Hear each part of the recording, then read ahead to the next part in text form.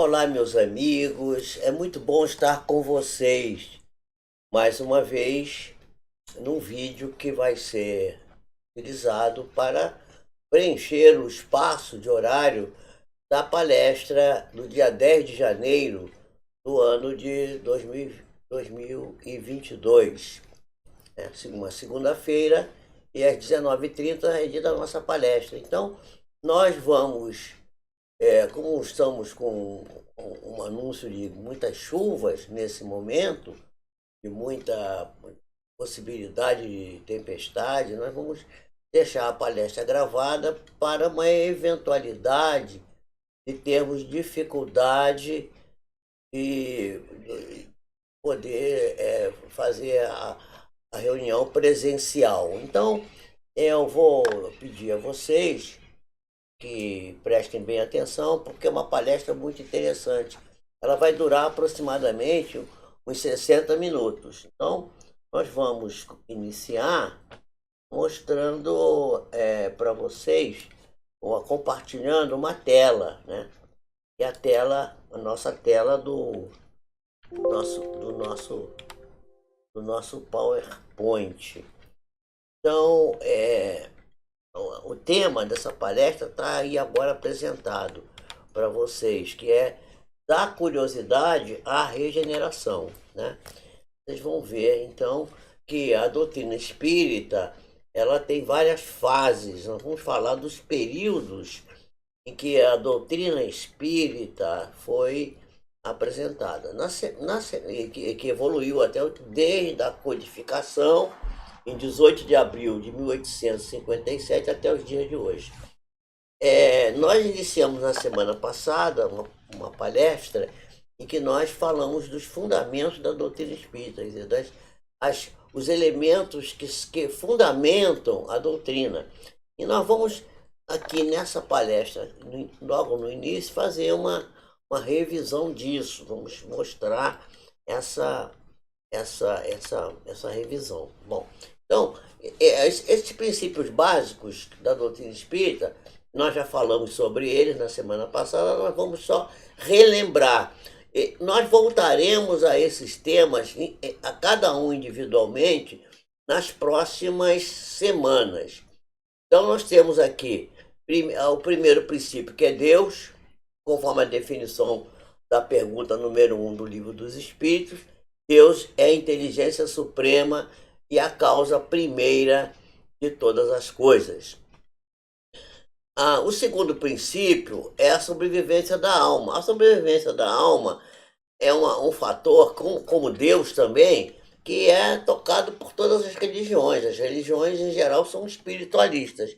E o espiritualismo sempre foca em Deus e na sobrevivência da alma. Mas só o espiritismo é que vai dizer, vai comprovar a sobrevivência da alma. Como que vai comprovar? Através do terceiro princípio, que é a comunicabilidade dos espíritos. Vocês vão ver aqui no terceiro item aqui, que eu vou apontar aqui. Então, a comunicabilidade dos espíritos é o terceiro item e que comprova o segundo item. O quarto item, quarto princípio básico da doutrina espírita é a pluralidade das existências, a reencarnação. Ora, a reencarnação não é uma criação do espiritismo, ela já existia muito antes, né? Religiões antigas, orientais, de várias vertentes, já nos afirmavam da necessidade da reencarnação. E a gente vai chamar em grego a reencarnação de palingenésia ou palingênese, que é exatamente a ideia de que se pode voltar à existência corpórea. A vida é uma só. A gente nasce, né, e vai se desenvolver, mas com várias incursões no mundo físico, que nós chamamos de reencarnação. O quarto princípio é o quarto princípio então é a pluralidade das existências, né, a reencarnação. E o quinto princípio, né? Ele a pluralidade dos mundos que são habitados, né? Isso é uma coisa que está muito de acordo com o que a ciência também nos diz. É praticamente impossível que a Terra seja o único planeta habitado por gente inteligente. É possível que haja, é possível não, é certo que haja planetas mais avançados que a Terra, com gente muito mais inteligente, muito mais espiritualizada, e também outros mais atrasados e com mais dificuldades do que nós próprios. Portanto, essa ideia é uma ideia bastante universal, que a doutrina espírita é uma doutrina evolucionista, é uma doutrina que trabalha com a ideia do crescimento evolutivo do ser. E o evolucionismo é um fato absolutamente comprovado pela ciência, não é? Então, nós poderíamos dizer que há mais outros 5 princípios, mas que nós não vamos fazer agora a enunciação desses outros 5 princípios, né? No total seriam 10, mas esses 5 iniciais são suficientes para o nosso estudo, para nós podermos entender a doutrina espírita como um todo. Então, nós vamos ver que o primeiro período, vamos ver agora os períodos pelo qual o Espiritismo passou. O primeiro princípio, ou melhor, o primeiro período do Espiritismo foi o período da curiosidade, né? Os espíritos superiores se utilizaram de espíritos inferiores que poderiam fazer manifestações físicas, quer dizer, através de médiums que expelissem uma substância chamada ectoplasma, e através desse meio fazerem com que então se pudesse manifestar através de raps, os barulhos. Em 1848 é bastante conhecido na cidade de Hydesville, nos Estados Unidos, os raps, né, que foram vistos lá, e é uma história um pouco complexa que nós não vamos tratar dela aqui hoje, né? Uma pessoa que foi morta para ser roubado $500 e foi enterrado, emparedado lá o cadáver da pessoa, e esse espírito começou a se manifestar, né? Chamava-se Charles Rosman. Nós vamos falar do Charles Rosman em um outro momento. Então, o primeiro período então da curiosidade foi a chamar a atenção da humanidade para o mundo espiritual. E isso se fez através de um fato que foi cognominado, né, na história do espiritismo, de mesas girantes. Quer dizer, as pessoas se reuniam em volta de uma mesa, conforme está mostrado aí na imagem, não é? E ali alguns eram médiuns que tinham a possibilidade mais exuberante de se comunicar com o mundo espiritual, e se criou ali uma espécie de telegrafia, né? Uma espécie de comunicação através de batidas, e depois foi substituído por uma cestinha e tal, e começaram as psicografias, e então foi o primeiro período. O que foi que aconteceu? Foi curiosidade, que a curiosidade é a capacidade do indivíduo de querer procurar a causa das coisas, e isso foi um movimento tão intenso na Europa, nos Estados Unidos, em todos os lugares, que deu acesso a várias pessoas de pesquisarem o assunto. Muitos levaram isso na brincadeira, acharam que isso era uma coisa puramente, digamos, engraçadinha e tal, né? E tal. Mas aqueles que pesquisaram, um deles foi o nosso querido codificador, o insigne mestre lionês, que tomou o nome de Allan Kardec, professor. Ele era professor Rivaio, discípulo de Pestalozzi, foi com 10 anos para Yverdun, na Suíça, estudar com esse mestre da didática, da educação, e voltou de lá aos 18 anos indo para Paris, onde ele criou o Instituto Polimático, e ele foi um cientista, um homem de grande relevância. Os livros dele estão depositados na Biblioteca Nacional de França, né, em Paris.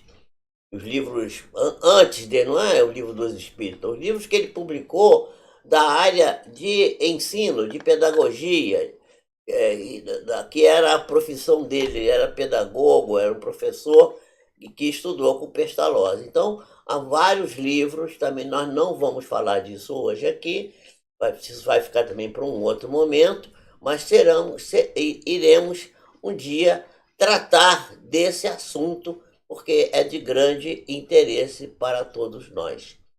Então, o segundo período foi o espiritismo filosófico. Então, o primeiro período foi a curiosidade, e o segundo foi as consequências dos estudos que foram feitos. Houve uma pesquisa, foi se perguntar para o fenômeno que era aquele barulho, o próprio fenômeno respondeu, aliás, como existe todo fenômeno de ciência é assim, o pesquisador pergunta para o fenômeno o que é você, o que você está fazendo aqui.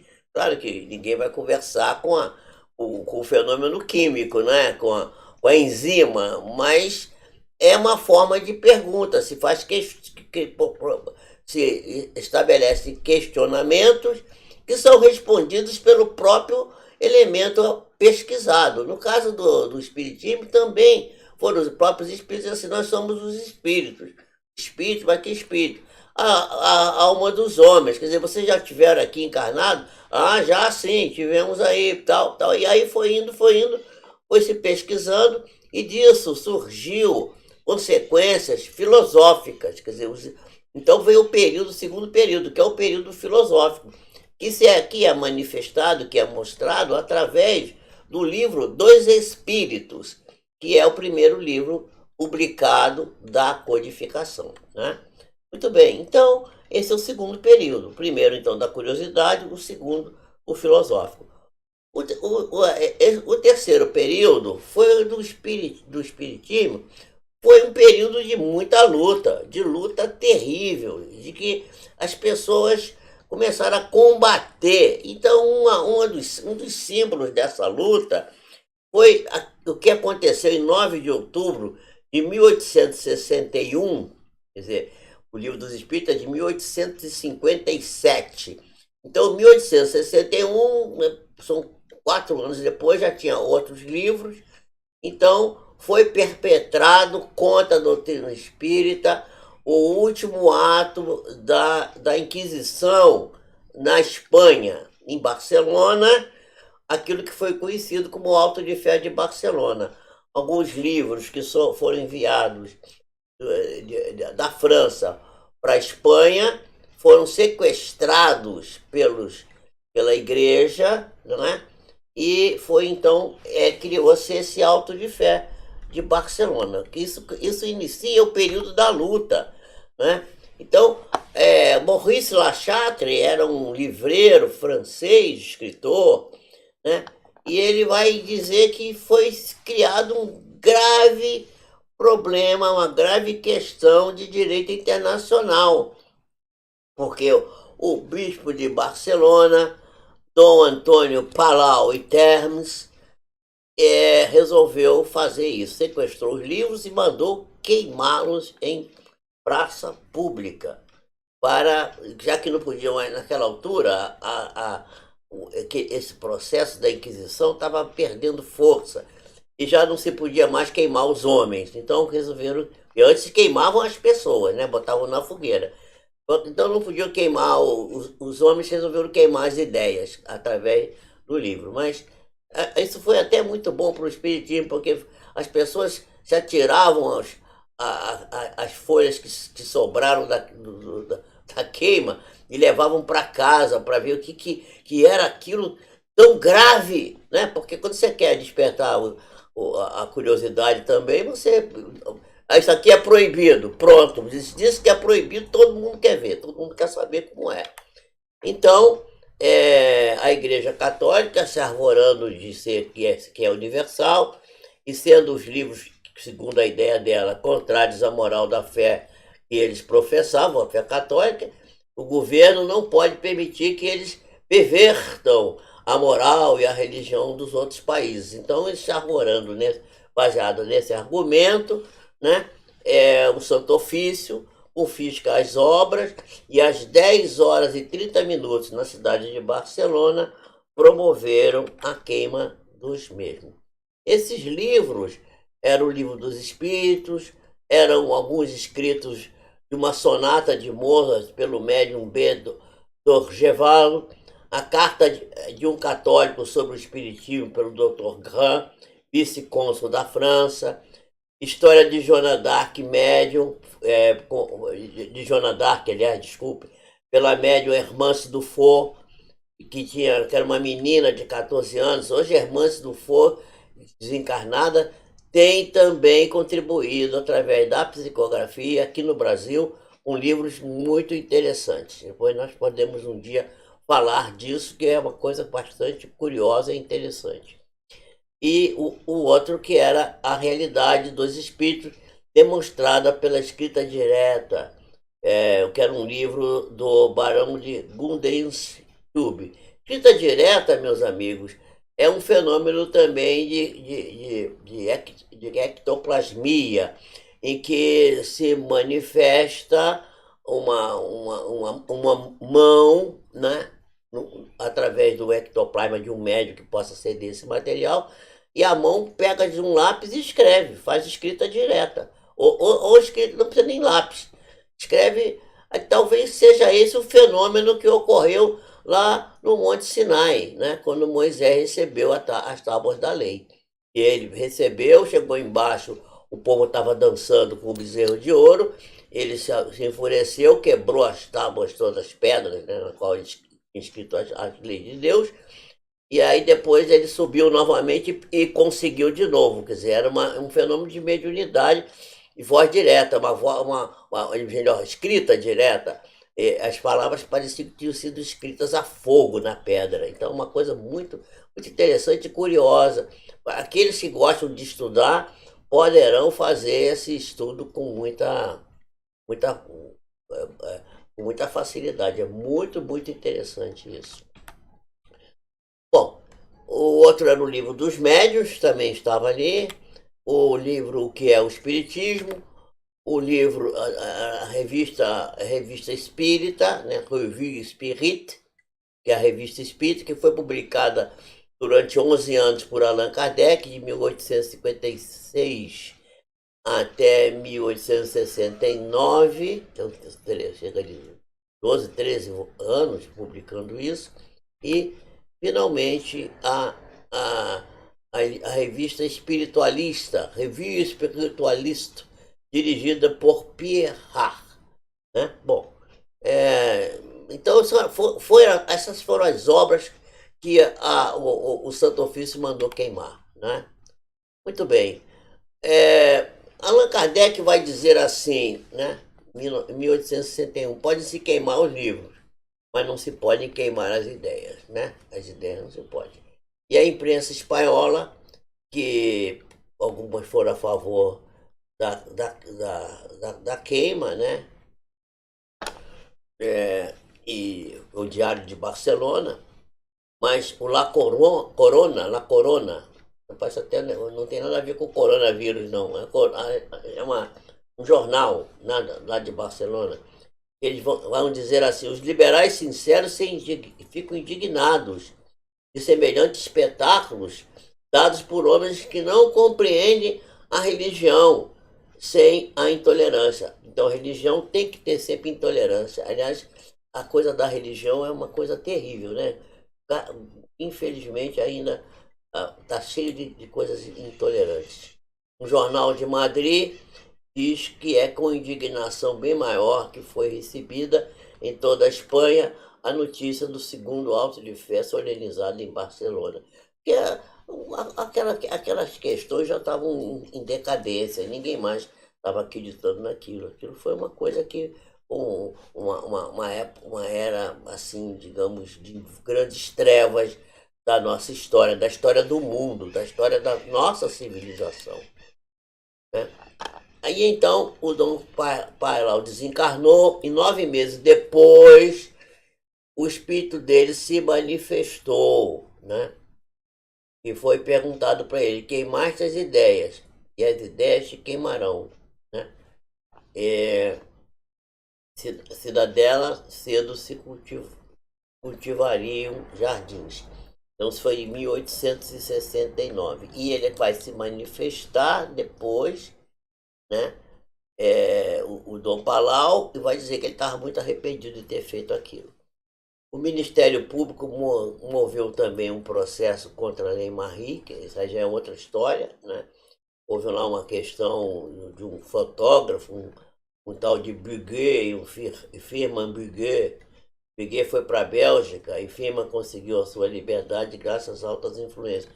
Eles fizeram umas fotografias que no final se provou que eram fraudulentas. Mas há dúvidas sobre isso, mas parece que era fraudulento mesmo. E acabou havendo então a perseguição à doutrina espírita e não às pessoas que produziram isso. Fraude sempre há em todos os lugares. A fraude é uma questão que vem do homem. O homem é fraudulento. Lemarie confiou na justiça e acabou preso na prisão celular de 24 de 4 de 1876, na prisão de La Santé, a do 22 de janeiro de 1877. Ele sai da prisão e volta para suas atividades naturais. E de 1941 a 1945, no Brasil, era o governo Getúlio Vargas. O governo do Getúlio Vargas foi um governo sem liberdades, né, de expressão, um governo terrível de perseguição a tudo que não fosse as ideias do próprio governo. Né? E que vai terminar o governo um pouco depois do término da Segunda Guerra Mundial. Essa coisa da história, podemos também um dia voltar a tocar nisso, vale a pena a gente apreciar. Mas havia uma portaria do chefe de polícia da época, né, que seria o secretário de Segurança Pública de hoje, um secretário de outros nomes que foram mudando, mas naquele tempo era chefe de polícia, né? Promover perseguição às sociedades espíritas. E para que os dirigentes espíritas pudessem atuar, ser presidente, secretário, tesoureiro de uma instituição espírita, era preciso registrar a instituição com um estatuto, como ainda é até hoje, e os membros da diretoria tinham que entrar numa fila junto com proxenetas, prostitutas, pessoas de má vida, que ali eram levadas para a delegacia de costumes, onde era que o pessoal chamava de fazer datilografia. Não tinha nada de datilografia, era pegar os dedos, olhar na tinta e imprimir os dedos numa ficha, né, com as digitais daquelas pessoas. Não podia ninguém trabalhar no centro espírita com um cargo determinado sem passar por essa questão. Isso foi uma coisa, uma época que eu praticamente não assisti isso, mas já peguei o finalzinho desse movimento. Eu comecei a conviver no espiritismo em 1955 e ainda conheci pessoas que passaram por essa condição, né? A Federação Espírita Brasileira teve as suas portas fechadas naquele tempo, e o presidente da Federação Espírita Brasileira, chamado Antônio Vantuil de Freitas, de cérebro e memória, um grande homem, um grande trabalhador, foi um homem que conviveu com Chico Xavier e foi quem promoveu a edição dos livros do Chico Xavier, a maioria deles, que foram editados pela Federação Espírita Brasileira, foi convidado a ir para o Ministério da Justiça para ser interrogado por um general, por um almirante, e o próprio ministro da Justiça estava ali presente para interrogar o presidente da Federação Espírita Brasileira, achando que aquilo era o Getúlio Vargas tinha medo de ser, ele tinha tomado o governo por um golpe de Estado e ele achava que alguém ia a promover um golpe de Estado também, né? Então ele estava sempre com medo, juntava mais de 3 pessoas juntas, Mas estão tramando um complô contra mim. Então, por isso que havia isso, né? Então, em 1944, tem um caso momentoso também, dessa época da luta, né? Em que a viúva do escritor Humberto de Campos, que o Chico Xavier começou. Humberto de Campos era um homem muito famoso da academia de letras, né? Ele até depois mudou de nome, porque começou essa perseguição, porque queriam receber os direitos autorais da obra psicografada pelo Chico Xavier com o nome dele. E aí o juiz queria, foi levar, foi instado a declarar se a obra era mesmo do Humberto de Campos, a família queria receber os direitos autorais. E se não era, então aquilo era falso, então tinha que dizer que aquilo era falso. Então, esse resulta num livro do Dr. Timpone, né? É um livro que todos nós deveríamos ler, chamado A Psicografia Perante os Tribunais. É muito interessante. Foi em 1944.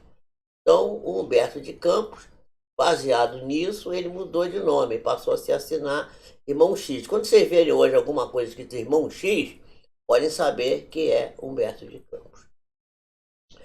Então, a gente sabe que a hora é muito grave e solene. Para trás, então, todas as mesquinhas discussões, todas as preocupações pueris, todas as questões ociosas e todas as vãs pretensões de preeminência e de amor próprio. Ocupai-vos dos grandes interesses que estão em vossas mãos e cujas contas o Senhor vos pedirá. Isso é uma mensagem que está na codificação espírita, chamando a atenção que nós deveremos nos livrar de discussões bobas, pueris, que até hoje ainda continuam, as pessoas acusando fulano, beltrano, disso, daquilo, coisas dos homens. A doutrina espírita é intocável, mas o movimento espírita é cheio de farpas, cheio de coisas que são relativas ao comportamento humano. Isso, mas a gente precisa prestar atenção e se ocupar dos interesses reais da doutrina, porque eles estão em nossas mãos e Deus vai nos pedir conta mais tarde, né? Então, o Erasto, na Revista Espírita de 1863, que está dizendo essa coisa que eu acabei de falar aí anteriormente, e complementando, dizendo que nós devemos nos unir para que o inimigo, ao chegar, encontre as nossas fileiras cerradas, compactas, né, para que não possa penetrar na nossa cidadela. Tendes uma contrassenha sem equívoco, que é a pedra de toque, com auxílio do qual podeis reconhecer os verdadeiros irmãos, né? Pois esta fórmula implica a abnegação, o devotamento e resume todos os deveres do verdadeiro espírita. Quer dizer, daí advém a ideia de que, fora da caridade, de fato, não há qualquer salvação. Isso está na Revista Espírita de 1873 e faz parte também do Evangelho segundo o Espiritismo. Erasto, que era um espírito, era um discípulo de Paulo de Tarso, de São Paulo. A luta determinará uma nova fase do espiritismo, que vai levar ao quarto período. Então, nós estamos vendo aqui que nós temos o período da curiosidade, o período da filosofia e o terceiro período, que é o da luta. Então, curiosidade, né, filosofia e agora o da luta. Então, a luta, conforme está na Revista Espírita de 1863, Allan Kardec vai dizer isso, né? É a nova fase, que será esse quarto período. Esse quarto período não foi muito bem determinado por Allan Kardec. E depois virá o quinto período intermediário, que é consequência natural do precedente e que mais tarde receberá sua denominação característica. O quarto período é um período em que a gente pode dizer que é o período religioso, né? É um período que que a gente, todos querem transformar o Espiritismo numa religião. O Espiritismo pode ter sentido religioso, ele pode evocar a nossa religiosidade, mas o Espiritismo, na realidade, segundo nos ensina Allan Kardec, não é uma religião como normalmente se acredita. É uma religião que tem paramentos, que tem hierarquia, que tem isso, aquilo, essas coisas todas materiais, né? Coisas externas, coisas fora. O Espiritismo é uma ideia, um pensamento que busca a essência do ser, aquilo que está dentro de cada um de nós, e não o que está fora, como as religiões fazem. Acende uma vela, faz não sei o quê, usa um bentinho no peito, usa um santinho, usa não sei o quê, faz já uma promessa. Tudo isso não é espiritismo. O espiritismo não faz nada disso. Não tem paramentos, não tem vestimentas, não usa bebidas, não usa oferendas, nada dessas coisas é espiritismo. A gente tem que se convencer disso, né? Essas confusões que existem são naturais. A gente não tem nada contra quem se diz espírita e que não é espírita na essência. Mas tudo bem, é porque talvez ser espírita hoje em dia é chique, né? Antigamente, na época da luta, que o sujeito ia para a fogueira, ninguém queria ser. Mas hoje todo mundo acha bonito ser espírita e tal. Vamos dizer que a gente é espírita, porque fica bem, pessoas intelectuais são espíritas, tem gente da Rede Globo que é espírita, tem gente daqui e dali, né? Intelectuais que são espíritas, médicos, tem associação médica espírita, tem associação de magistrados espíritas, cheio de juízes, de pessoas cultas, né? Então as pessoas acham que ser espírita é muito legal. Então o sexto período será o da regeneração social. Esse período é o período que a gente ainda não entrou, tá? Nós não estamos nesse da religião ainda, se agarrando ali, não chegamos ainda nesse. Mas esse período é um período de uma época em que todos os obstáculos da nova ordem de coisas determinadas por Deus para a transformação da Terra terão desaparecido. Quer dizer, uma humanidade corrompida, cheia de falhas, de erros, vai se regenerar ou vai ser retirada daqui.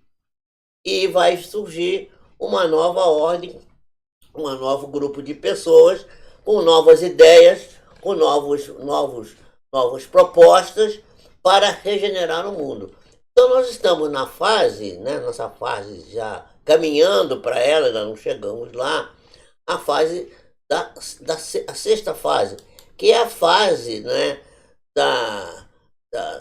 da prática, né? Então é uma geração que surge imbuída de ideias novas e toda a força estará nessas ideias novas. Vai preparar o caminho que vai inaugurar o triunfo definitivo da união entre as criaturas.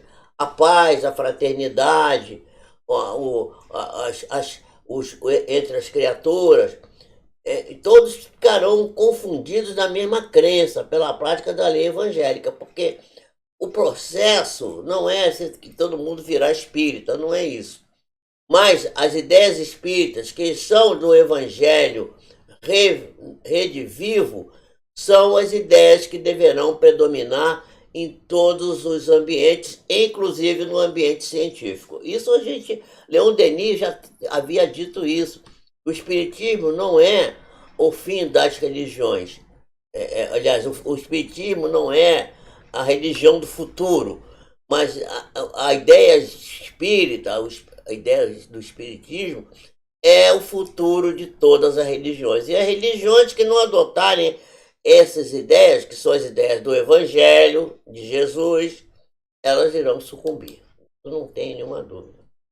Então, os espíritos têm dito assim: espíritas, não vos inquieteis, porque a saída não é duvidosa. Quer dizer, não existe, ninguém precisa ter dúvida, vamos ter confiança e fé. Fé raciocinada, a fé que Allan Kardec nos propôs ter. É preciso que a gente lute.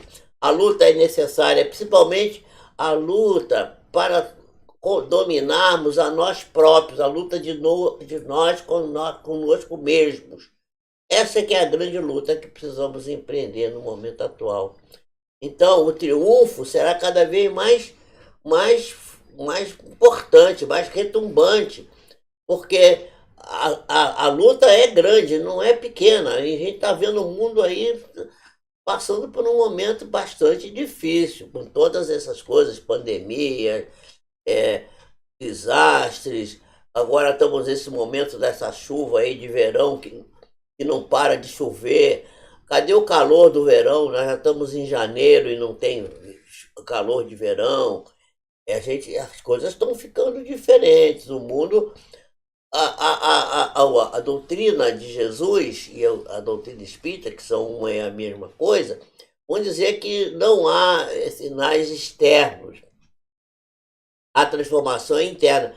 Mas esses sinais internos, dessa luta que está dentro de cada criatura, que as pessoas começam a despertar a sua consciência, começa a influenciar o externo. O que está fora sofre a influência do meio externo. A própria ciência tem isso aí quando fala, por exemplo, na física nuclear, na física quântica, na física das pequenas partículas, que o fenômeno físico se influencia pelo observador. Quer dizer, a pessoa, todos nós, o Einstein dizia isso, que o universo é um grande pensamento de Deus, e que aquilo que nós estamos vivendo ao entorno de nós é resultado também dos nossos pensamentos. Então, vem aqui a frase dizendo: disse e repito, eu vejo o fim, sei como e quando será alcançado. Quer dizer, isso aqui é uma expressão de Allan Kardec na Revista Espírita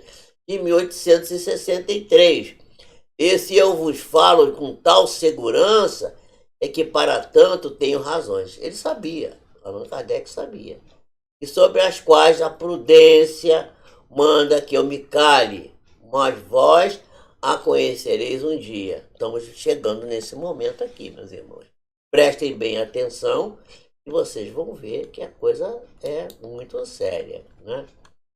Muito bem. Assim, né, já indo para o encerramento, o chamamento da atenção do Espírito da Verdade, dizendo que as pessoas que são fracas, que já compreendem as trevas das nossas inteligências, não é que nós vivamos na treva das inteligências, mas nós percebemos que há coisas muito mais grandiosas fora de nós, em outros locais, que aquilo que nós já conseguimos captar. Quanto mais a gente aprende, mais vê que falta para aprender, né? Então, o conselho é que a gente não se afaste, não afaste o facho que a clemência divina coloca nas nossas mãos para nós clarearmos o nosso caminho e nós reconduzirmos a nós próprios, filhos perdidos, ao regaço do Pai. Isso, o que quer dizer isso? Nós temos que nos alinhar com as leis naturais, as leis da natureza, para poder viver um momento de maior capacidade de encontrar aquilo que todos queremos, que é a felicidade, né? Então, a gente sabe que vai ter muita artimanha, muitas emboscadas, muitas armadilhas pelo caminho. Vão nos armar uma série de arapucas para a gente cair, para a gente se deixar envolver, de se deixar coisas que brilham. Muita gente está só preocupada em ganhar dinheiro e tal, e deixa isso para lá, e depois a gente pensa nisso. E aí o coronavírus está aí batendo firme. Agora tem o H1N1, H3N2 e o H2N3, uma porção de vírus, todos eles, os vírus influenza, as manifestações, esses vírus, sempre nas vacinas tem pelo menos 3 tipos de vírus, né, para poder cercar isso, porque eles agora estão se transformando. E as pessoas estão novamente tendo problema aí. Em 2019, morreram 178 mil pessoas de H1N1 nos Estados Unidos. Ninguém falou nisso. E isso é uma coisa que num país de gente esclarecida e que tem vacinação, etc.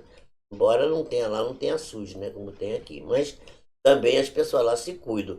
Então é uma coisa muito séria isso, gente. A gente tem que abrir os olhos e verificar que a gente precisa se voltar para as leis naturais, as leis de Deus, as leis de buscar primeiro as coisas de Deus e sua justiça, para que as demais sejam acrescentadas.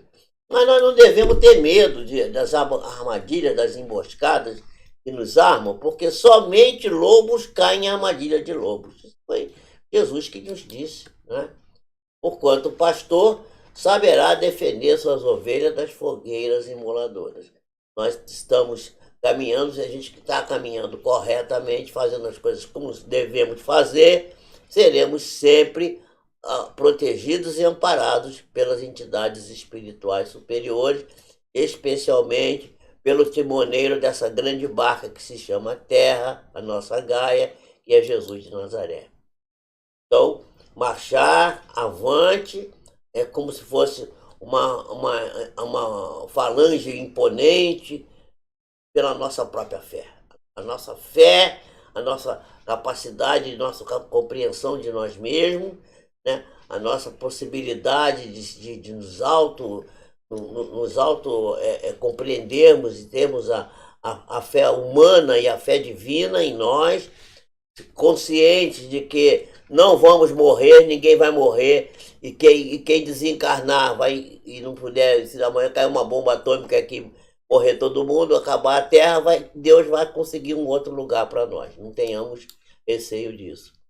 Estão diante de nós grandes batalhões de incrédulos. Eles vão se dissipar. Como a bruma da manhã se dissipa, né, aos primeiros raios do sol nascente. Os incrédulos, aqueles que não acreditam, aqueles que recusam essas ideias, vão ser derribados. Fazer o quê, né? Esse aviso está há 2000 anos sendo trazido para nós. Só não vê quem não quer. É preciso que aqueles que têm ouvido de ouvir ouçam, os que têm olho de ver vejam. E ditosos serão aqueles que houverem trabalhado no campo do Senhor com desinteresse e sem outro móvel senão o da caridade, porque fora da caridade não há salvação, já sabemos isso. Ditosos aqueles que hajam dito aos seus irmãos: vamos trabalhar juntos, vamos unir os nossos esforços, a fim de que o Senhor, ao chegar, encontre acabada a sua obra. Porquanto o Senhor lhes dirá: vinde a mim, vós que sois os servidores. E vós que soubestes impor silêncio aos vossos ciúmes, tem muita gente ciumenta no mundo ainda. Ver o outro crescer, por que não sou eu e tal. A gente não deve fazer isso, a gente deve ficar feliz de ver as pessoas irem para frente. E os vossos ciúmes, as vossas discórdias, a fim de que daí não venha a haver dano para a obra. Né? Isso está no capítulo 20, né? Os itens 4 e 5 do Evangelho segundo o Espiritismo, e também no item 5 do capítulo 6, e no item 4 e 5 do capítulo 20 do Evangelho segundo o Espiritismo, que eu acho que quase todo mundo tem. A bibliografia dessa apresentação aqui está aqui, é a Revista Espírita, e o livro fala do Alto de Fé de Barcelona, de Francisco Thyssen e Zeus van Tuyl, né? Então, isso aí é uma coisa para nós pensarmos. Então, essa apresentação que fiz aí, ela é para que vocês vejam, para que vocês entendam que Allan Kardec previu, né, de maneira muito... Uma bobagem.